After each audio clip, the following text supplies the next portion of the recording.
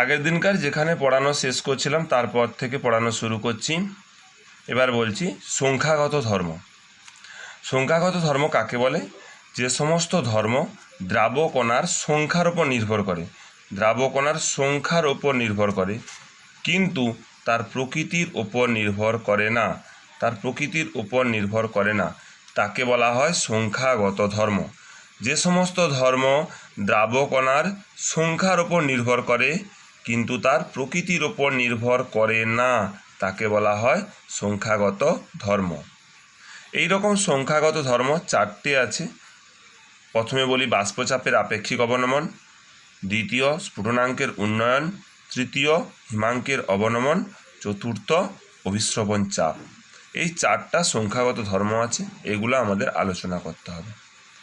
এবারে বলছি যে এই সংখ্যাগত ধর্ম দেখানোর জন্য শর্ত কী? শর্ত হচ্ছে টিকার হাত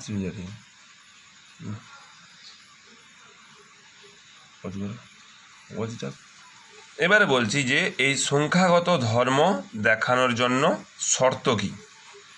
প্রথম কথা বলি, সংখ্যাগত ধর্ম দেখানোর জন্য শর্ত হচ্ছে যে দ্রাব কণাটা যোগ করা হবে, অর্থাৎ জলের মধ্যে যে কণাটা আমি যোগ করব, সেই কণাটাকে এক নম্বর শর্ত হচ্ছে তাকে তড়িৎ অবিশ্লেষ্য হতে হবে, তড়িৎ অবিশ্লেষ্য হতে হবে, মানে তাকে ভাঙা চলবে না। ধরো NaCl, সে ভেঙে কি উৎপন্ন হয়? Na plus plus Cl minus, এদের ক্ষেত্রে প্রযোজ্য নয়। যেমন চিনি নিলে চিনি কখনোই ভাঙে না, তার ক্ষেত্রে প্রযোজ্য। দুয়ের দাগে তড়িৎ অসংযোজিত, অর্থাৎ যারা যুক্ত হয় না। যদি বলি অর্থনাইট্রোফেনল, প্যারানাইট্রোফেনল, আগে বলা হয়েছিল, এই ধরো আমি লিখছি অর্থনাইট্রোফেনলের সংকেত, অর্থনাইট্রোফেনলের ক্ষেত্রে হাইড্রোজেন বন্ধন হচ্ছে। আবার ধরো প্যারানাইট্রোফেনল নিলে তার ক্ষেত্রে অণুগুলার হাইড্রোজেন বন্ধন হচ্ছে। তাহলে এদের ক্ষেত্রে কিন্তু এই ধর্মটা প্রযোজ্য হবে না, তাহলে এদের ক্ষেত্রে এই ধর্মটা প্রযোজ্য হবে না। এই দেখো সবাই, এখানে হাইড্রোজেন বন্ধন হয়ে যাচ্ছে, আর এখানেও যদি আঁকি ডবল বন্ড ওর মাথায় মাইনাস, এদের মধ্যে হাইড্রোজেন বন্ধন হয়ে যাচ্ছে, তাহলে এদের ক্ষেত্রে কিন্তু প্রযোজ্য হবে না। যাদের ক্ষেত্রে হাইড্রোজেন বন্ধন হয় না তাদের ক্ষেত্রে প্রযোজ্য, মানে সংযোজিত হয় না তাদের ক্ষেত্রে প্রযোজ্য। 3 নম্বর কথা হচ্ছে অনুদ্বায়ী, অর্থাৎ যেন না উড়ে যায়, যেমন কর্পূর, কর্পূর উড়ে পালিয়ে যাবে। যাদের ক্ষেত্রে উড়বে না, যেমন চিনি উড়ে না, বা উদ্বায়ী নয়, উবে যায় না, তাদের ক্ষেত্রে প্রযোজ্য। তাহলে আবার বলছি, সংখ্যাগত ধর্ম হতে গেলে মোট শর্ত হচ্ছে যে দ্রাবকণাটা যোগ করতে হবে সেটি কঠিন হবে, 1 নম্বর। 2 নম্বর তড়িৎ অবিশ্লেষ্য হবে, 3 নম্বর সংযোজিত হবে না, 4 নম্বর অনুদ্বায়ী হবে। এটাই হচ্ছে এর শর্ত। এবার বলি যে এই প্রশ্নটা কিন্তু পরীক্ষায় 1 বছর 3 নম্বরের কোশ্চেনই দিয়ে দিয়েছিল, এই জন্য খুব ভালো করে খুঁটিয়ে খুঁটিয়ে পড়তে হবে। পরের কথা বলি যে বাষ্পচাপের আপেক্ষিক অবনমন। বাষ্পচাপের আপেক্ষিক অবনমনটা কি, এইটা একটা একটা করে এবার ব্যাখ্যা করা শুরু করতেছি। বাষ্পচাপের আপেক্ষিক অবনমন জিনিসটা কি? ধরলাম এখানে আমি জল নিলাম, জল নিয়ে গরম করা হচ্ছে, 100 ডিগ্রি সেন্টিগ্রেড উষ্ণতায় উত্তপ্ত করলাম। এই উপরে যে জল কণাগুলো আছে পৃষ্ঠতলে, সেই পৃষ্ঠতলের ক্ষেত্রফল যেহেতু ফিক্সড, তাই জন্য উপরিতলে ফিক্সড সংখ্যক কণা থাকতে পারে, 100টাই কণা থাকবে, এর বেশি থাকতে পারে না। তাহলে আমি গরম করলাম 100 ডিগ্রি সেন্টিগ্রেডে, 100টা কণা বাষ্পে পরিণত হওয়ার সম্ভাবনা আছে, বাষ্পচাপ হলো 1 atm। এবার আমি চিনি যোগ করে দিলাম, চিনি যোগ করে দিলে চিনি কণাগুলো এই উপরেও তো থাকতে পারে, থাকবে, মাস্ট থাকবে। ধরলাম উপরিতলে 20টা চিনি কণা, 80টা জল কণা আছে। বাষ্পে পরিণত হবে কে না? জল। বাষ্পে পরিণত হবে এই জল কণা, অর্থাৎ 80টা কণাই বাষ্পে পরিণত হওয়ার সম্ভাবনা আছে। আগে 100টা জল কণা বাষ্পে পরিণত হতো, এখন 80টা কণা বাষ্পে পরিণত হচ্ছে। তাহলে যেহেতু জল কণার সংখ্যা কমে গেছে, তাই বাষ্পচাপের পরিমাণও কমে যাবে। এবার বলি যে আগে 100টা কণা বাষ্পে পরিণত হতো, এখন 80টা কণা বাষ্পে পরিণত হচ্ছে। তাহলে বাষ্পচাপের পরিমাণটা কমে গেল, ধরলাম 0.8 হলো। তাহলে আগে বাষ্পচাপ ছিল 1 atm, এখন বাষ্পচাপ হলো 0.8 atm। তাহলে বাষ্পচাপের পরিমাণটা কমে গেছে। তাহলে আমি যদি ধরি দ্রবণের বিশুদ্ধ দ্রাবকের বাষ্পচাপ P0 এবং দ্রবণের বাষ্পচাপ P, তাহলে বাষ্পচাপটা কমে গেছে P0 মাইনাস P। বাষ্পচাপটা কমে গেছে P0 মাইনাস P। কেন না, বড় কোনটা 1 atm, ছোটো কোনটা 0.8। তাহলে বড়টা থেকে ছোটোটা বাদ দিচ্ছি, কতটা কমে গেছে বোঝা গেল। কার সাপেক্ষে কমে গেছে? P0 সাপেক্ষে কমে গেছে। তাহলে P0 minus P by P0, একেই বলা হয় বাষ্পচাপের আপেক্ষিক অবনমন। বাষ্পচাপের আপেক্ষিক অবনমন সেই সংক্রান্ত রাউল্টের সূত্র কি? বাষ্পচাপের আপেক্ষিক অবনমন তার দ্রাবের মোল ভগ্নাংশের সঙ্গে সমান। দ্রাবের মোল ভগ্নাংশের সঙ্গে সমান। মোল ভগ্নাংশ কি? ধরলাম জল আর চিনির যে মিশ্রণ, সেখানে জলের অণুর সংখ্যা N1 এবং চিনির অণুর সংখ্যা N2। তাহলে চিনির মোল ভগ্নাংশ কত? X2 সমান N2 by N1 plus N2, একেই বলা হবে কি এর মোল ভগ্নাংশ। এবার বলছি তাহলে মানটা বসিয়ে দিই। P0 minus P by P0 সমান N2 by N1 plus N2। এক বালতি জলে আমি 1 দানা চিনি যোগ করছি। এক বালতি জলে ধরলাম 1 দানা চিনি যোগ করছি। তাহলে এই জলের অণুর সংখ্যা N1 very very much greater than চিনির অণুর সংখ্যা। নিশ্চিন্তে লিখতে পারি N1 plus N2 nearly equal to N1। জলের অণুর সংখ্যা চিনির অণুর সংখ্যার থেকে অনেক বেশি, তাই জন্য কি লিখবো? N1 plus N2 nearly equal to N1। তাহলে মানটা আমি বসিয়ে দিই। P0 minus P by P0 সমান N2 বাই N1। তাহলে আমরা আগেই শিখছি N মানে কি? W by M। N মানে W বাই M। তাহলে P0 minus P by P0 সমান W2 বাই M2, নিচে কি হলো W1, উপরে কে চলে গেল? M1। তাহলে কণাকণি গুণ করছি, গুণ করলে কি হবে? P0 মাইনাস P, তাকে আমি লিখলাম delta P। Delta P M2 W1 সমান P0 W2 M1। কণাকণি গুণ করলাম। এবার M2 সমান লিখছি P0 by delta P into W2 M1 by কি লিখবো? W1। এখান থেকে আমি দ্রাবের আণবভর বের করতে পারি। দ্রাবের আণবভরটা বের করতে পারি। এবার আরেকটা কন্ডিশন, যদি চিনি কণার সংখ্যাটা বেশি হয়, তাহলে কি হবে? এবার সেই জিনিসটা দেখাচ্ছি। আর একটা কন্ডিশন কেস 2তে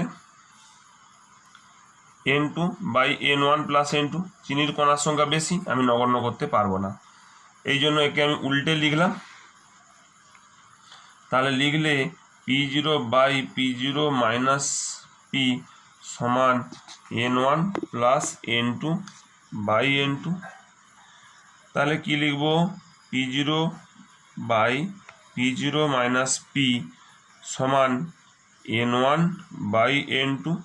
আর এখানে এটা কাটাকাটি হয়ে গেল, 1 পড়ে থাকলো। এই 1টা এ পাশে আমি নিয়ে নিলাম। নিয়ে নিলে P0 by P0 minus P minus 1 সমান কি লিখবো? N1 by N2। তাহলে এখানে যদি আমি সরল করে দিলে কি হবে? লসাগু P0 মাইনাস P, আর উপরে গিয়ে থাকলো P0 মাইনাস 1 দিয়ে গুণ করলে মাইনাস P0, মাইনাসে মাইনাসে প্লাস P হয়ে গেল। আর এটা কি হলো? N1 by N2। এটা কেটে গেল, মাইনাস প্লাসে কেটে গেল। এবার বাকিটা এই পাশে লিখছি। তাহলে আমি লিখছি P by P0 minus P সমান N1 এর মান কি? W1 by M1, R N2 এর মান কত? W2 বাই M2 ছিল, উপরে M2 চলে গেল।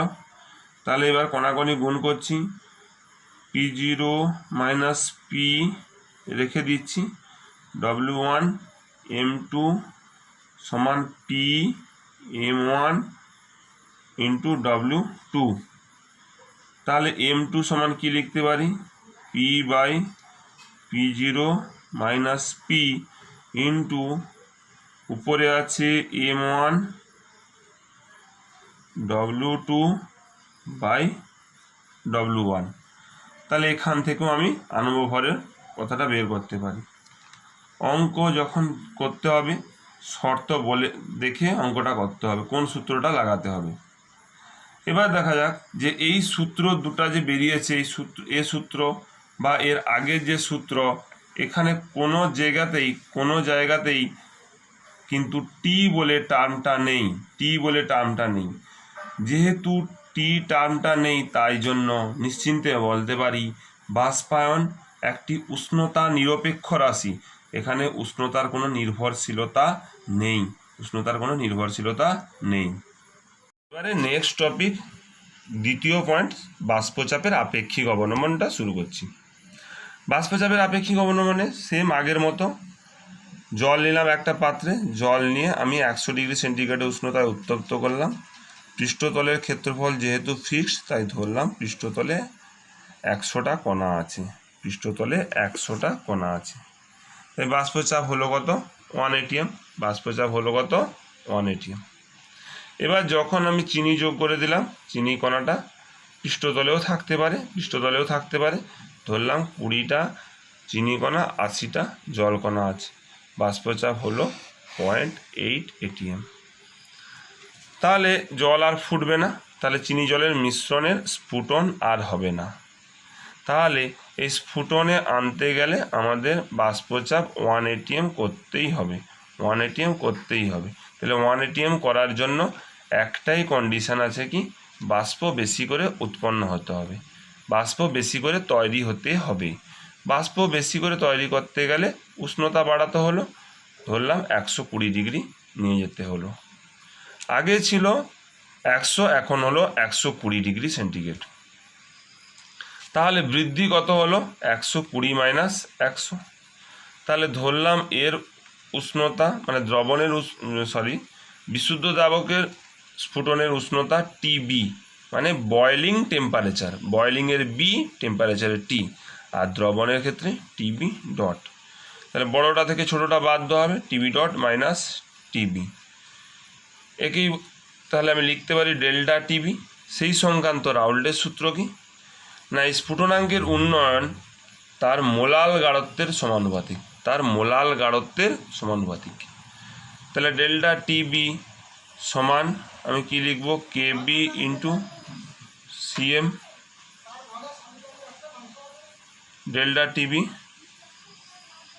ডেল্টা টিবি সমান কেবি ইন্টু সিএম এর মানটা কি, সিএম মানে মোলালিটি কাকে বলে, 1000 গ্রাম দ্রাবকে যতটা পরিমাণ গ্রাম মোল দ্রবীভূত থাকে, আগের দিনকার বলেছি সেইটা।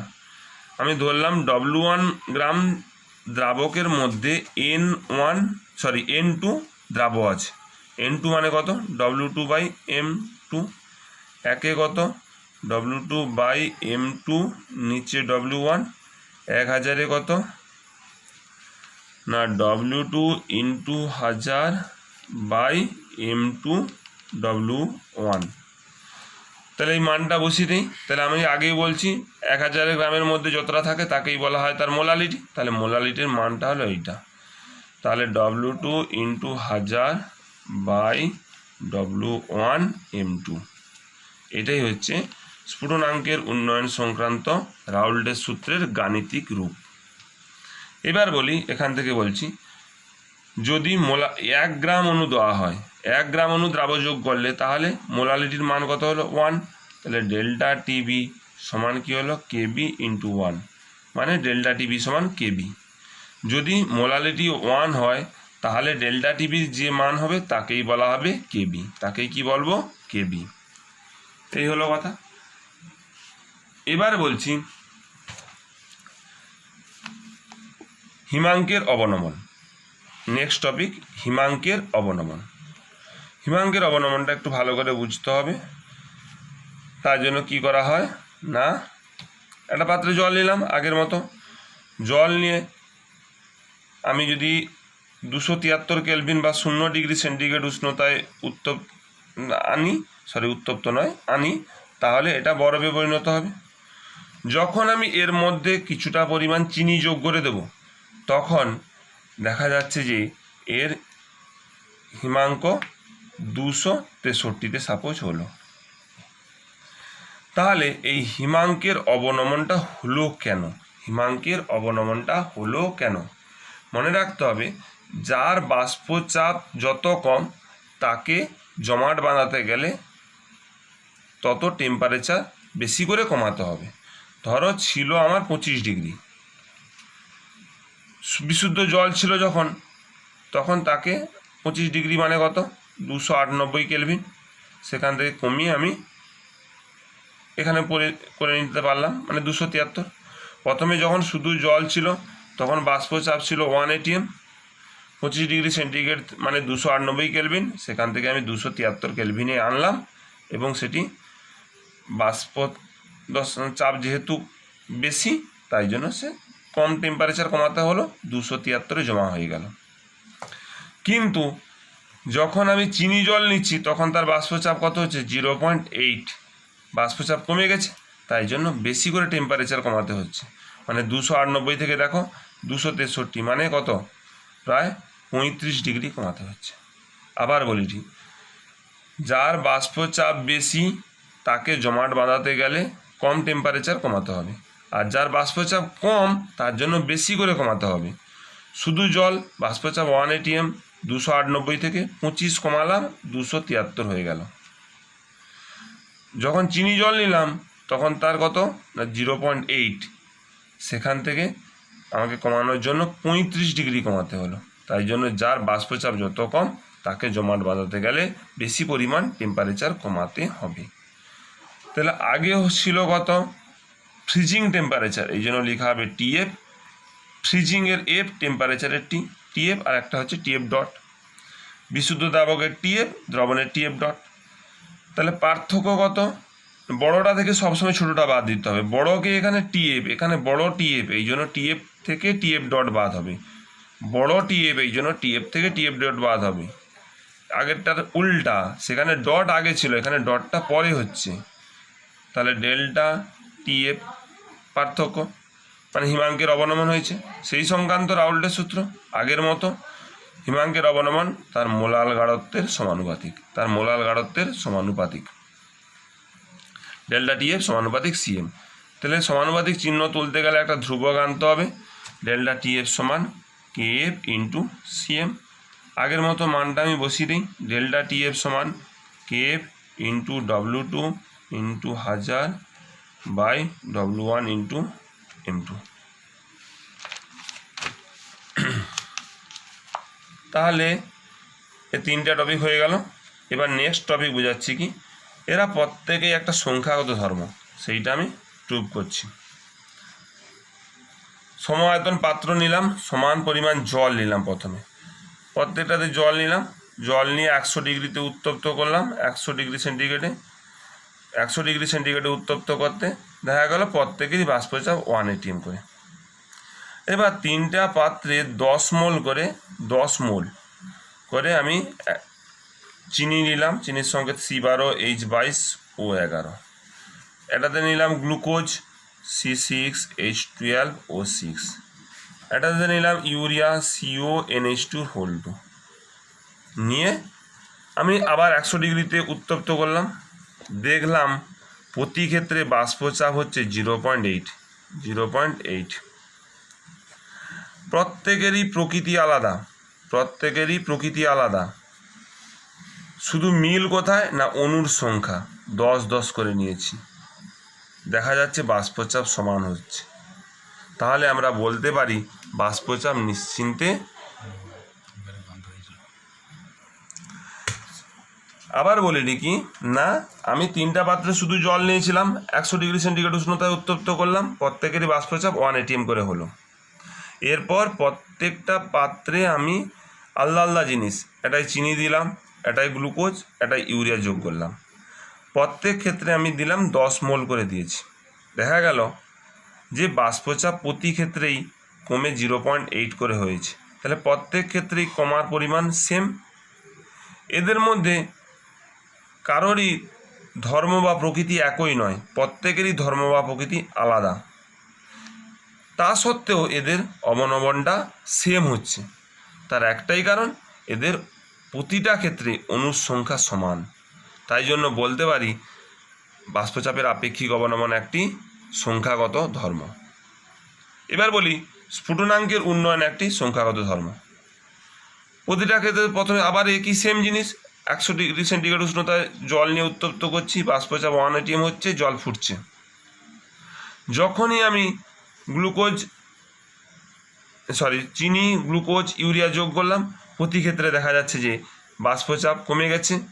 তাই জন্য প্রত্যেক ক্ষেত্রে আবার আমি যখন 120-তে টেম্পারেচার নিয়ে চলে যাচ্ছি, তখন প্রত্যেকেই আবার ফুটতে শুরু করছে। তাহলে স্ফুটনাঙ্কের উন্নয়ন প্রতি ক্ষেত্রে 20। তাহলে মিলটা কী আছে না, মিল হলো এদের কণার সংখ্যা সমান 10 10 10। তাহলে এটাকে কি বলতে পারি, একটা সংখ্যাগত ধর্ম। আবার বলি যদি হিমাঙ্ক, আগে প্রত্যেকেই 273 কেলভিন বা 0 ডিগ্রি সেন্টিগ্রেডে বরফে পরিণত হতো। এখন দেখা গেল প্রত্যেকেই 263 কেলভিনে বরফে পরিণত হয়েছে, 263 কেলভিনে বরফে পরিণত হচ্ছে। তাহলে কমেছে কত, 10। তাহলে মিল একটাই জায়গায়, প্রত্যেকেরই কণার সংখ্যা সমান। তাই জন্য বলতে পারি এটা একটা সংখ্যাগত ধর্ম। আজকে এখান পর্যন্ত থাকলো, নেক্সট ডেট আবার পড়ানো হবে।